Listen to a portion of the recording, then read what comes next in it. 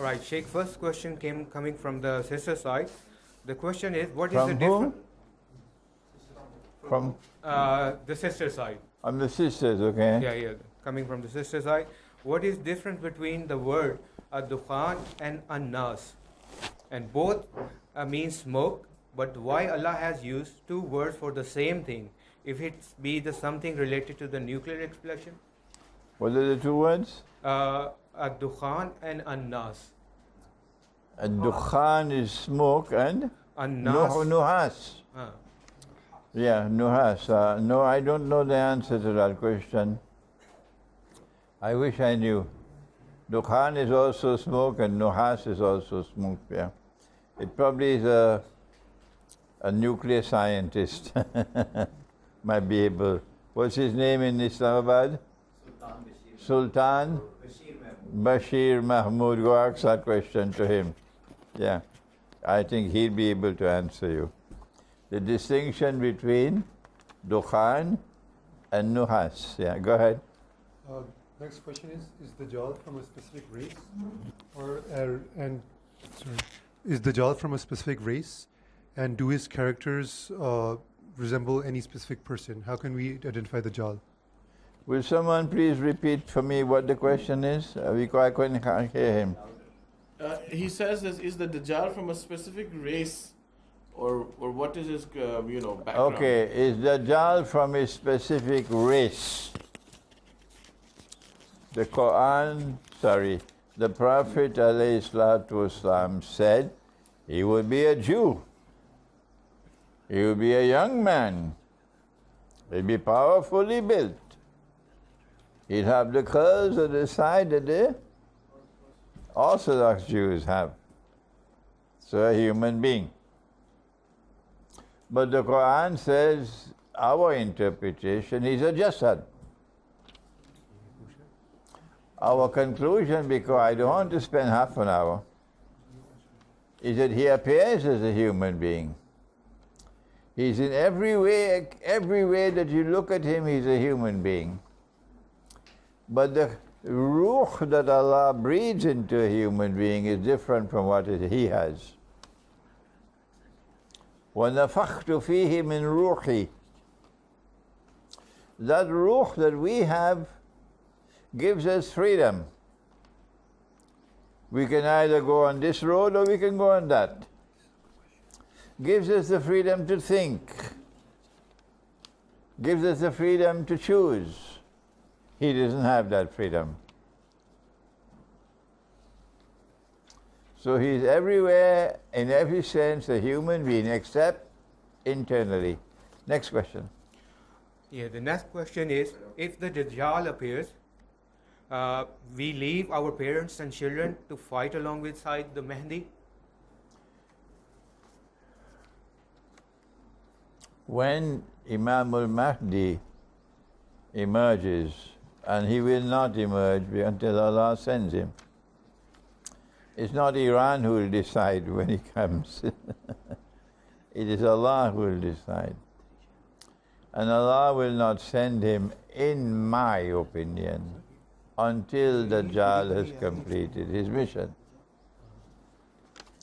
At that time, when he emerges, it is the last stage of the last countdown. And he prepares the way for Nabi Isa alayhi salam, who is to come. So it's a countdown between the Imam on one side and Dajjal on the other side. And in that military struggle, every believer who has the capacity to reach him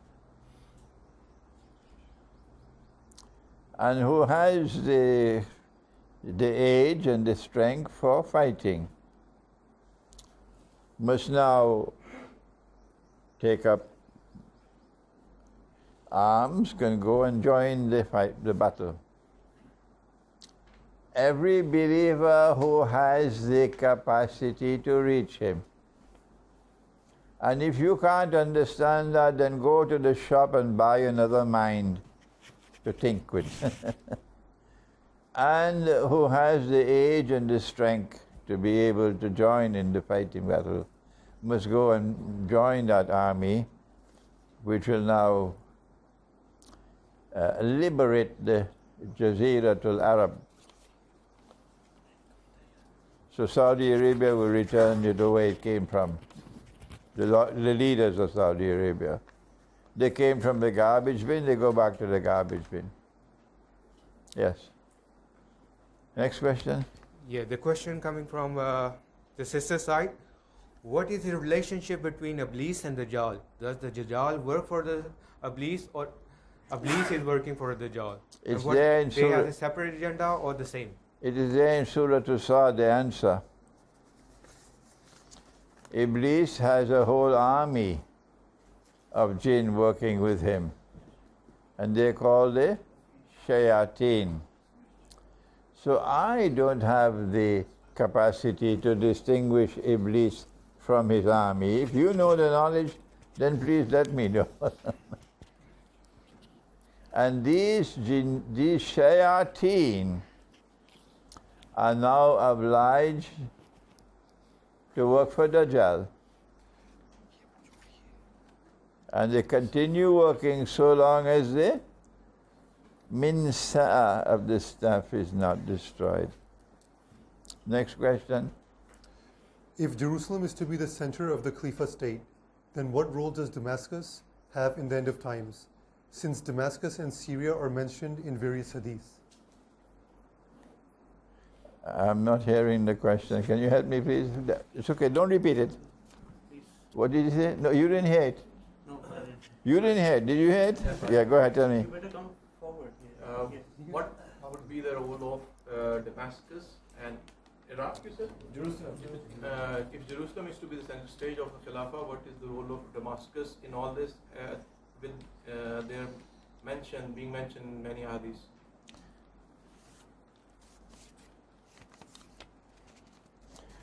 Last night I had a long session,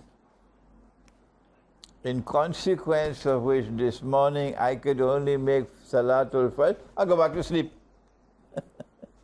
I couldn't recite the Qur'an this morning until about 8 o'clock, 8:30. That's when you destroy my night. When you give me biryani at 9:30 in the night. And then the guftagu, discussion is guftagu. The guftagu will continue until 11 o'clock. And in that discussion, I won't mention to you the names of the people. This subject came up. They asked me about this hadith and that hadith and that hadith. So then I had to stop them. I said, wait a minute. I have my methodology, you have yours.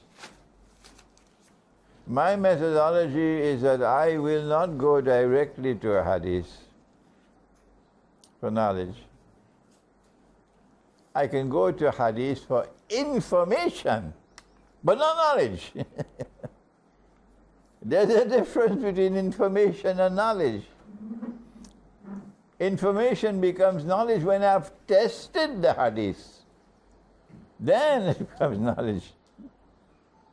But they don't test the hadith. They simply accept it uncritically and then bombard me with questions. It's like, you know, a difference between, let me not say that. I don't want to reveal the identities.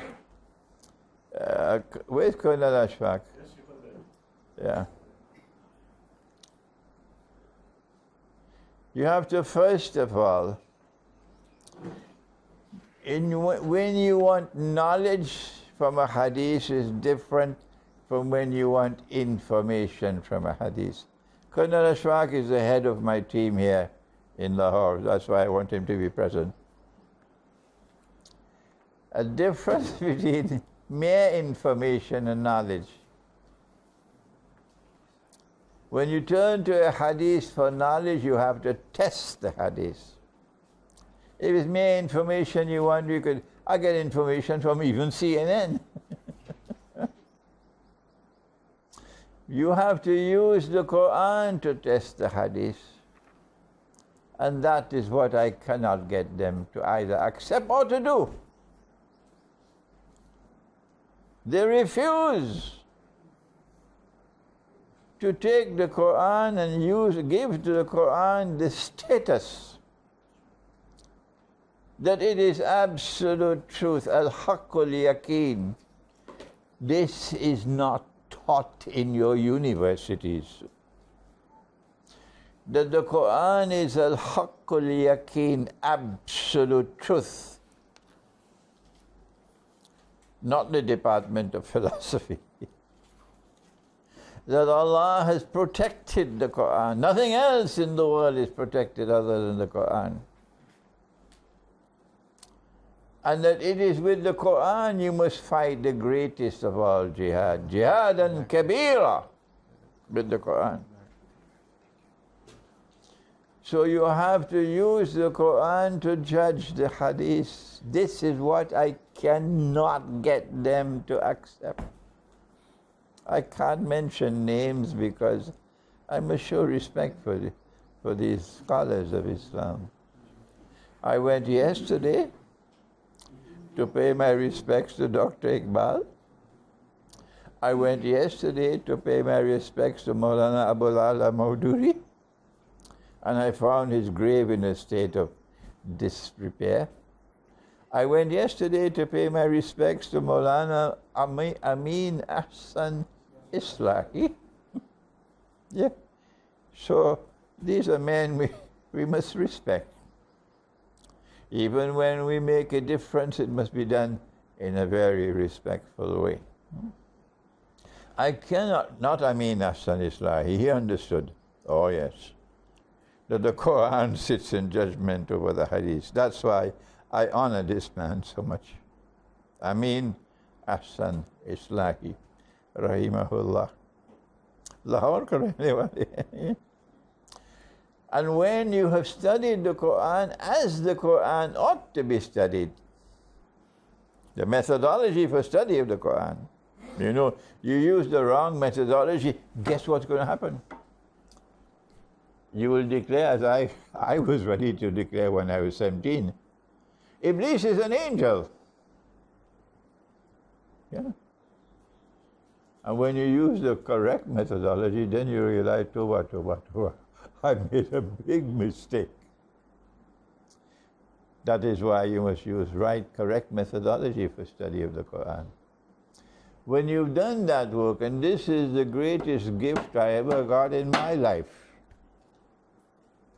in my scholarly life, the correct methodology for the study of the Qur'an that I got from my teacher, Maulana Fadlur Rahman Ansari, rahimahullah. He said, I'm not Brelvi, so the Brelvis threw him out of the window. He said, I'm not Deobandi, so the Deobandis threw him out of the window. He said, I'm not Ahli Hadith, so the Ahli threw him out of the window. Everybody threw him out of the window. So he was left all alone. But he was a scholar, and I am his student today. And I'm struggling to vindicate his scholarship, because the last shower of rain will come from there, and he was a student of Iqbal. When you have used the correct methodology for the study of the Qur'an, then you examine the hadith for knowledge, not information. Information is easy, knowledge is difficult. Okay? When a hadith is in harmony with the Qur'an, we accept it. So this is your homework. This is your homework, all those who listen to this video, wherever you are in the world. When the hadith is in harmony with the Qur'an, you accept it. This is your homework. Tell me whether the hadith of Ghazwatul Hind is in harmony with the Qur'an. This is your homework. But you can't do this homework in one day or 1 week. You have to take a lifetime of scholarly effort. Schoolboys can't offer opinions of whether a hadith is in harmony with the Qur'an. Schoolboys can't do that. Only a scholar could do that. But you can become a scholar and you're just 21 years of age. And he's 79 and 80 and 81 and still a schoolboy. All right? You have to be a scholar. And you have to have commanding scholarship. رَاسِخُونَ فِي الْعِلْمِ. Allah has to bless you with one of the ingredients of scholarship, which is insight, before you can offer an opinion. So don't rush to answer the question. Don't rush. Take your time.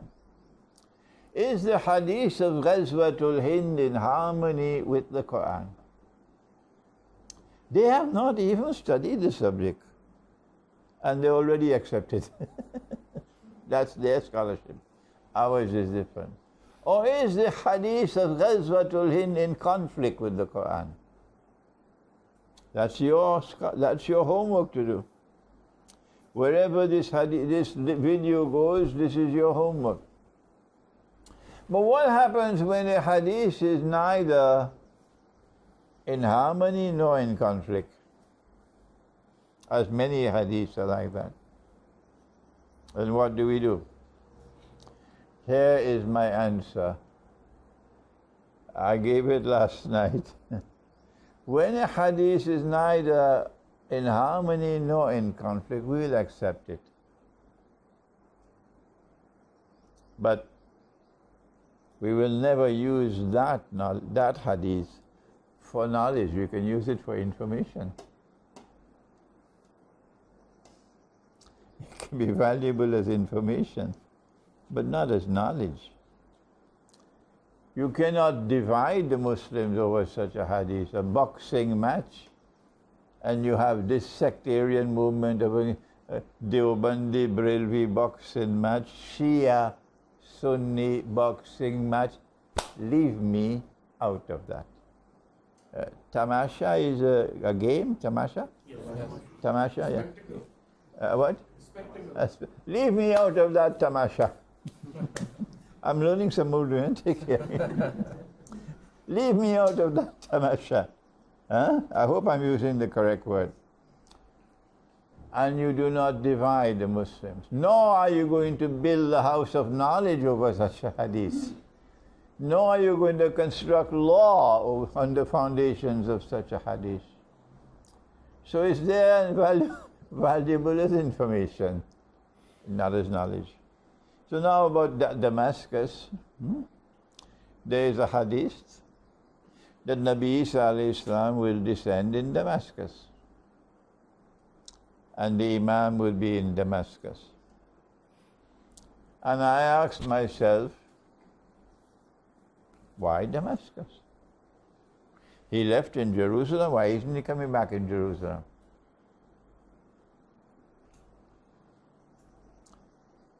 And then I remember that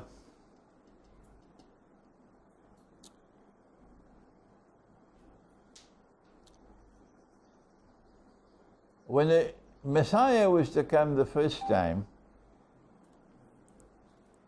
Allah raised a man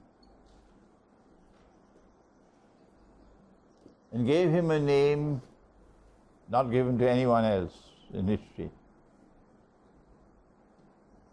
His name was Yahya alayhi salam, John. And when the Messiah came as an adult, this man said, here, that's the Messiah.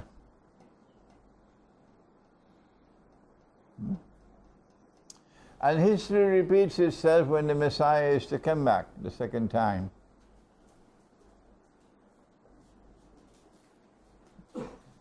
That he comes down from the sky with the hands on the wings of two angels. And then Allah brings forth a man who said, this is the Messiah. And history repeats itself. It's called positive identification by the divine decree. Yeah.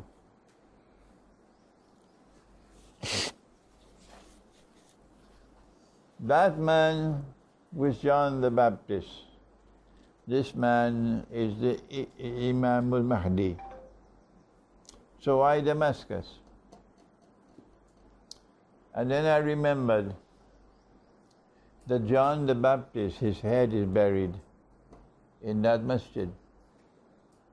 I went as a student myself to Damascus, and I went to the Masjid al-Umawi, where the head of John the Baptist is buried. So as Allah sends back the Messiah, He sends him to the place where John is buried, his head is buried. And that's where the Imam will meet him. So then I said, no, I'm not going to bother with Jerusalem anymore. I'm comfortable with Damascus. But I'm not using this to build a house of knowledge. When I build a house of knowledge, it has to be on foundations that are absolutely strong. Not even with a bulldozer you can shake it. That's my eschatology. So I take this as information, not as knowledge. Next question. This question is coming from Brother Salman. What is the Ark of Covenant? If any relevance to the last day of the sign, had the Jesus ﷺ has founded an Ark of the Covenant to be put in the third temple? What is the ark of the covenant? I never heard that word. You must open your mouth, you must use your lips, you must project your voice.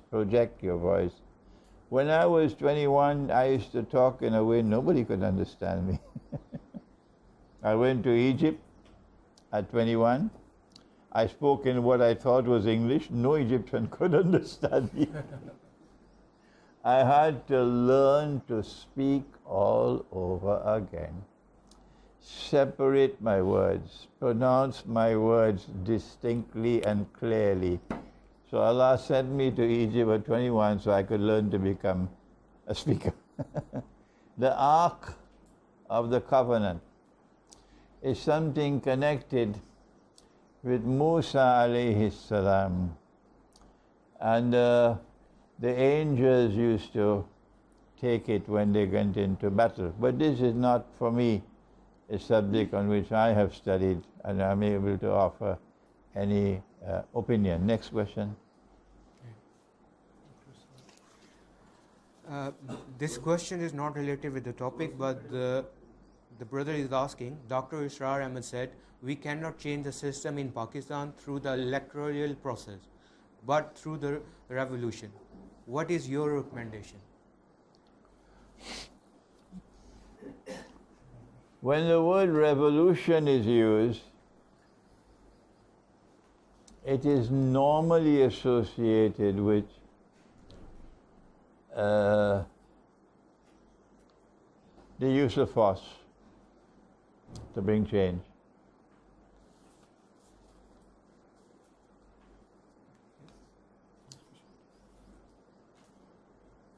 The use of force can either be offensive or defensive. And it's called jihad. Defensive jihad is always valid. If we are attacked and we have the power to defend ourselves, we must be ready to defend ourselves, even if we have to die. And if we don't have the power, then what do? We do what he did. He made hijrah. He left Makkah. Offensive jihad is a different matter from defensive jihad. Offensive jihad is when a condition of war exists and you are obliged to wage war. For example, a people who are oppressed, as in Kashmir, and they're crying out to you for help, the people of Palestine, of the Holy Land, and they're crying out to you for help.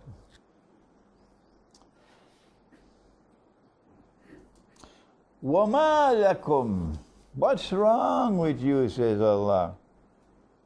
وَمَا لَكُمْ لَا تُقَاتِلُونَ فِي سَبِيلِ اللَّهِ وَالْمُسْتَضْعَفِينَ مِنَ الرِّجَالِ وَالْوِلْدَانِ من النساء والولدان الذين يقولون ربنا أخرجنا من هذه القرية الظالم أهلها.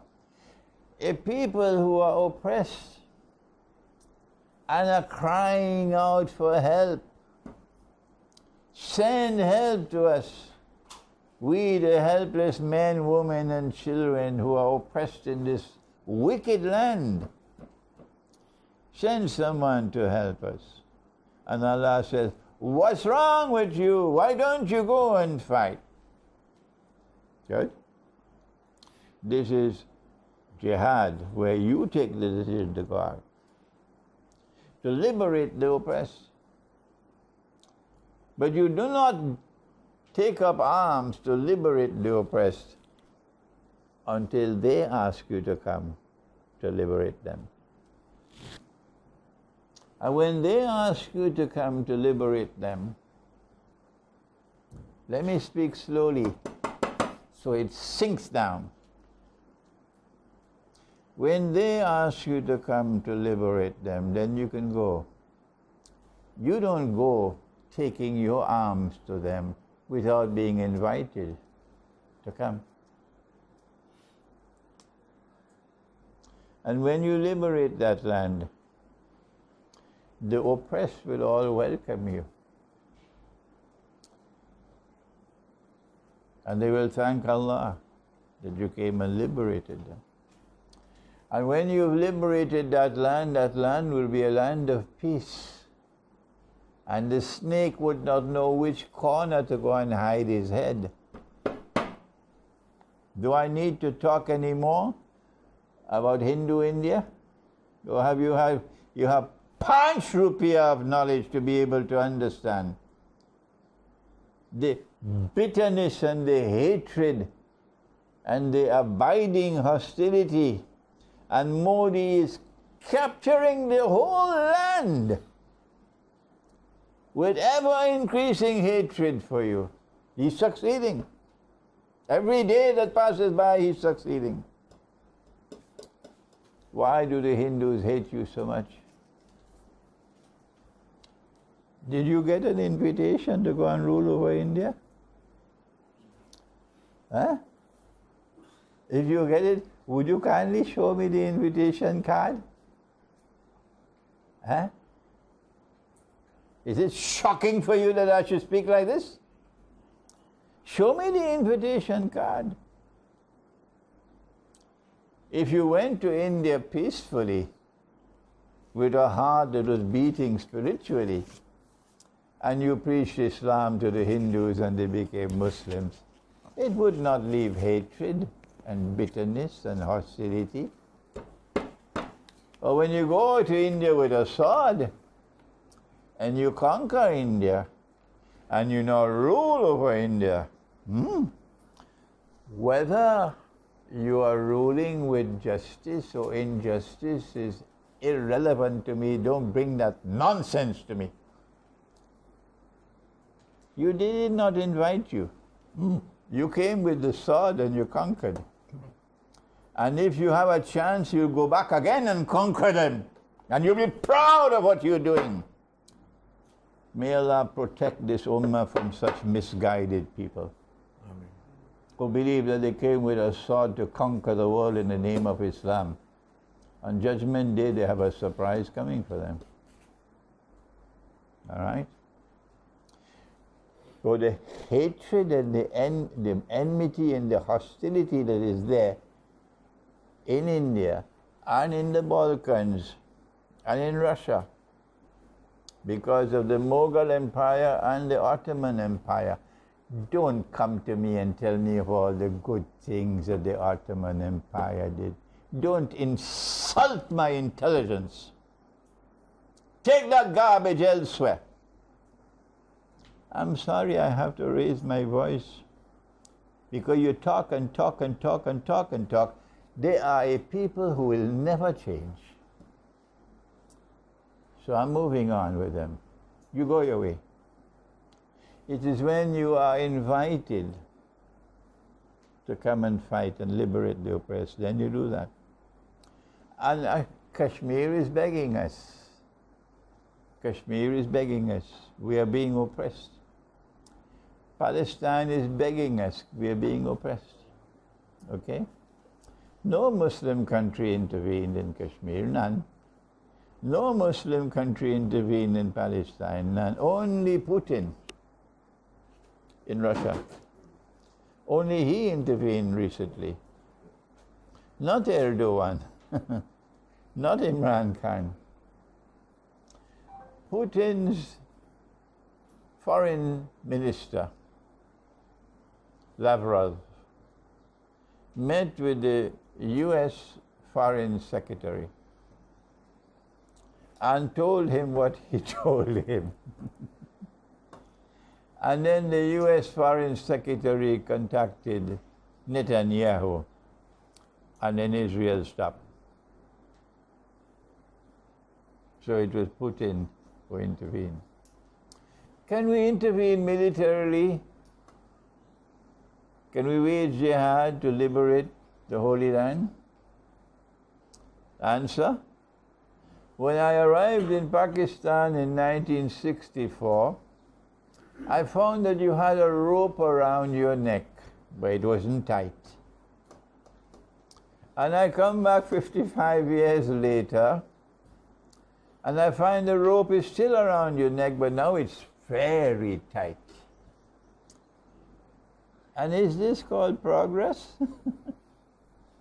In 72 years that this country is born and grown, no one has yet attempted to even recognize that this is a rope around your neck. They still say the paper money is halal. And every government still goes and borrows from the IMF and borrows from, including Imran Khan, from the commercial banks on interest. And it was a man named John Perkins. He had to write a book to confirm what we've been teaching you all the time. Yes. That this is a rope around your neck. How can you wage jihad with this rope around your neck? If you want to liberate Jerusalem, first get the rope off your neck. Does that make sense to you? Yes, sir. Huh? Otherwise, your jihad will last for 2 days. And after 2 days, the rupee, instead of being 150, will be 15,000 to $1 US. And your economy has collapsed. Your troops are going to come back home. How do you get the rope from off your neck? I recorded a video maybe last week here in Lahore. Please check it out. Next question. Sheikh, I think that's a very important answer that you've given, and we need to sit and think about this and move accordingly. I think we'll wrap up the question answers on that. And some very good questions we've had, and inshallah we'll try and get back to you. The book signing is the next thing to do. You can talk to Sister Nabila, who will help you in getting those books. Khuda ke liye. Allow me first to do the autographing, and when that is finished, then if you want to take photographs, fine. I got a new suit today, mashallah.